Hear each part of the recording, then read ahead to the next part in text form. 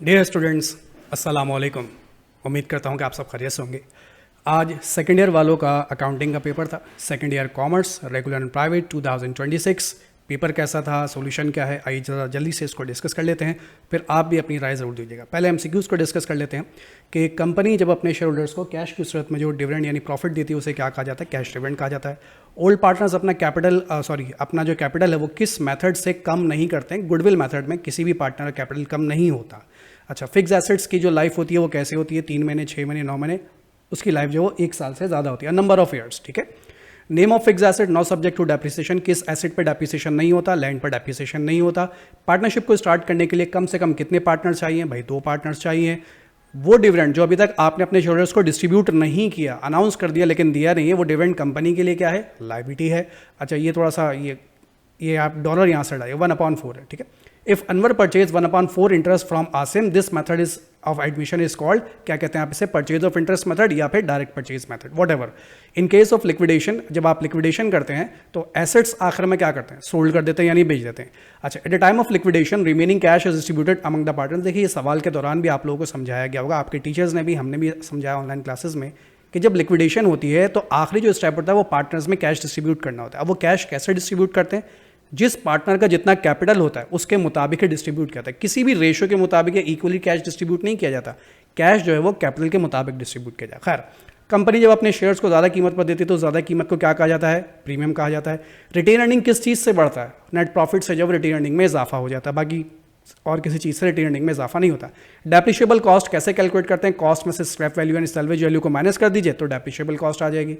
अच्छा जी, share holder को जो प्रॉफिट दिया जाता है उसे क्या कहते हैं, उसे डिविडेंड कहते हैं। नॉन प्रॉफिट ऑर्गेनाइजेशन में अगर आपकी इनकम जो है वो ज़्यादा है सरप्लस एक्सपेंडिचर के मुकाबले में, excess of income over expenditure, income ज़्यादा है एक्सपेंसेस के मुकाबले में, तो उसे क्या कहा जाएगा, सरप्लस कहा जाएगा। सिंगल एंट्री में बैलेंस शीट को क्या कहा जाता है, स्टेटमेंट ऑफ अफेयर्स कहा जाता है। इंसॉल्वेंट पार्टनर है अगर कोई, तो उसका नुकसान कौन पूरा करेगा, उसका नुकसान बाकी पार्टनर्स यानी सॉल्वेंट पार्टनर्स पूरा करते हैं। कंपनी को स्टार्ट करने के लिए जो खर्चे किए जाते हैं उन्हें क्या कहा जाता है, उन्हें प्रीलिमिनरी एक्सपेंस कहा जाता है। फिक्स्ड कैपिटल मेथड में जो भी प्रॉफिट या लॉस होता है वो कहाँ ट्रांसफर किया जाता है, वो करंट अकाउंट में ट्रांसफर किया जाता है। अगर बिलाल ने 60,000 इन्वेस्ट किए हैं और दूसरा पार्टनर मुनीब इसका डबल इन्वेस्ट करेगा तो इनका रेशो क्या होगा, बिलाल का अगर 60,000 तो मुनीब 1,20,000 इन्वेस्ट करेगा। अब इससे अगर रेशो निकालेंगे तो क्या बनेगा, 1:2।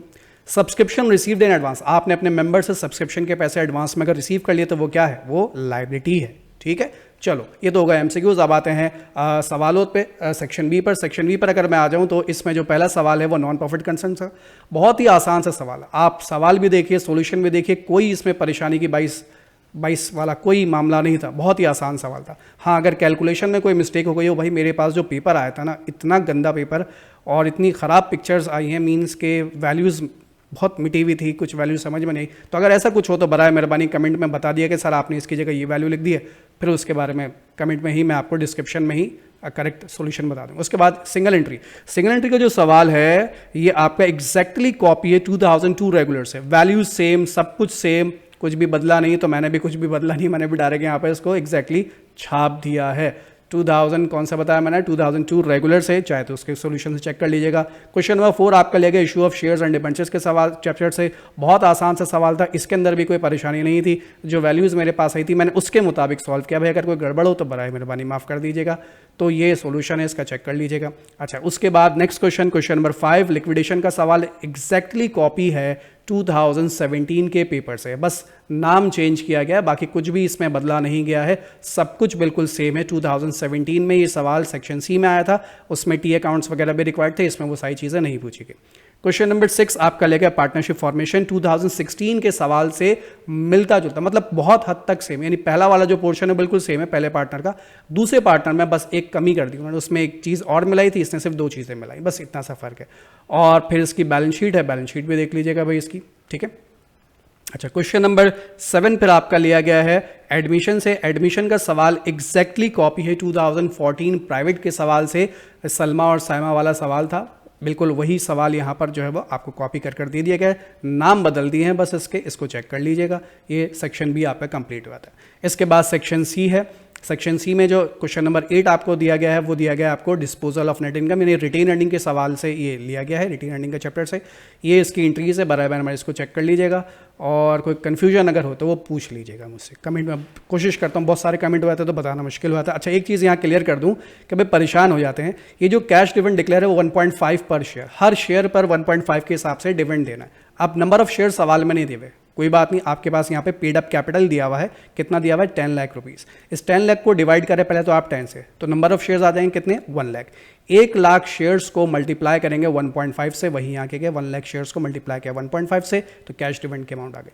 अच्छा, स्टॉक डिविडेंड के बारे में लिखा हुआ है 10%। अब 10% किस पे, for which ordinary shares at par were issued, इन्होंने बता दिया, इसमें तो खैर बता दिया, वरना पिछले 10 ईयर्स में आप जब देखेंगे तो ये भी नहीं बताया गया 10% किस पे निकालना, बस 10%।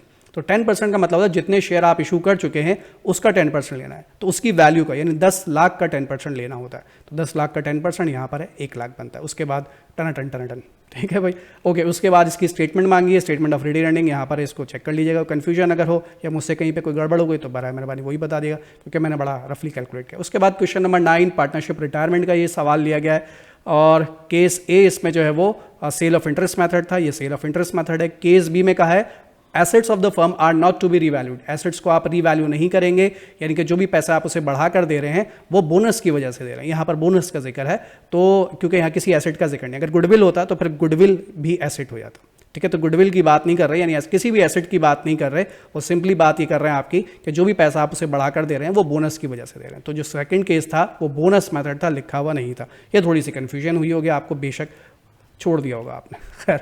तो केस बी ये रहा इसका, ठीक है। और केस 3 में सिंपली मेंशन था, इसमें गुडविल मेथड से करना है, तो गुडविल मेथड की कैलकुलेशन ये रही, और ये इसकी एंट्री यहाँ पर मौजूद है। अच्छा, उसके बाद नेक्स्ट क्वेश्चन आपका लिया गया क्वेश्चन नंबर 10, डेप्रिसिएशन के सवाल है, डेप्रिसिएशन के चैप्टर से लिया गया है। बहुत ही आसान सवाल 2023 या 24 के, बस उनको मिक्स कर लीजिए, उसी को मिलाकर ये सवाल, शायद 24 का सवाल है, सिर्फ वैल्यूज़ थोड़ी सी बदलती है, बाकी एग्जैक्टली सब कुछ सेम रहा है। हाँ, एक मेथड भी चेंज किया। तो ये था वर्किंग आवर्स मेथड, ये वर्किंग आवर मेथड का आंसर, ये यूनिट प्रोडक्शन मेथड ये उसका आंसर है, और ये डिमिनिशिंग बैलेंस मेथड उसका आंसर है। अच्छा, डिमिनिशिंग बैलेंस मेथड में आपने इस अंदाज से पढ़ा है तो भी ठीक है, आपने किसी और पैटर्न पे पढ़ा है बिल्कुल ठीक है, बस आंसर आपका मैच करना चाहिए कि डिमिनिशिंग बैलेंस मेथड में जो हमारा डेप्रिसिएशन एक्सपेंस आ रहा है वो यही आना चाहिए। मेरा तो ये आ रहा है, पता नहीं आप देख लीजिएगा क्या आ रहा है, कहीं गड़बड़ हो गई हो तो बराए मेहरबानी मुझे ज़रूर बता दीजिएगा। उसके बाद फिर एंट्रीज़ मांगी थी, ये एंट्रीज़ यहाँ पर मौजूद है। ये आपका सवाल यहाँ पर ख़त्म, पेपर आपका यहाँ पर ख़त्म। मुझसे अगर पूछें तो पेपर बहुत आसान था, इसमें किसी किस्म की कोई ऐसी परेशानी नहीं थी जो कि आपको तंग करती, परेशान करती, हर सवाल बहुत ही आसान था इसके अंदर, ठीक है। और अब अगर आपसे इसके अंदर कहीं कोई मिस्टेक हो गई है, कोई टाइपिंग मिस्टेक या सॉरी कोई कैलकुलेशन मिस्टेक आपने कर दिया, आधा सवाल सही किया, आधा सवाल गलत किया, तो उसके मार्क्स के बारे में बराए मेहरबानी मुझसे मत पूछिएगा। मार्क्स के बारे में मुझे कोई इल्म नहीं है, कितने नंबर मिलेंगे, कितने नंबर कटेंगे, ये सब एग्जामिनर के हाथ में होता है। तो मार्क्स को छोड़कर अपने पेपर को चेक कर लीजिए और कमेंट में ज़रूर बताइएगा कि आपका पेपर कैसा रहा। अगर मुझसे कोई गड़बड़ हो गई होगी टाइपिंग, क्योंकि बिल्कुल होगी, क्योंकि मेरे पास जो पेपर आता है ना भाई, बहुत गंदे पेपर आते हैं मेरे पास, तस्वीरें बहुत ख़राब होती हैं, बिल्कुल मेरी तरह। तो जो तस्वीरें होती हैं उसके मुताबिक जो मैंने कर दिया उसको चेक कर लीजिएगा, और फिर मुझे अगर कोई करेक्शन करनी होगी तो वो डिस्क्रिप्शन में उसकी करेक्शन कर देता हूँ। तो ज़रूर बताइए कमेंट में कि आप लोगों का पेपर कैसा रहा। Wish you best of luck, इंशाल्लाह आप लोगों का रिजल्ट भी अच्छा आएगा, इंशाल्लाह मुलाकात करेंगे इंशाल्लाह फिर आपसे फिर कभी इसी तरीके से। टेक केयर, अल्लाह हाफ़िज़।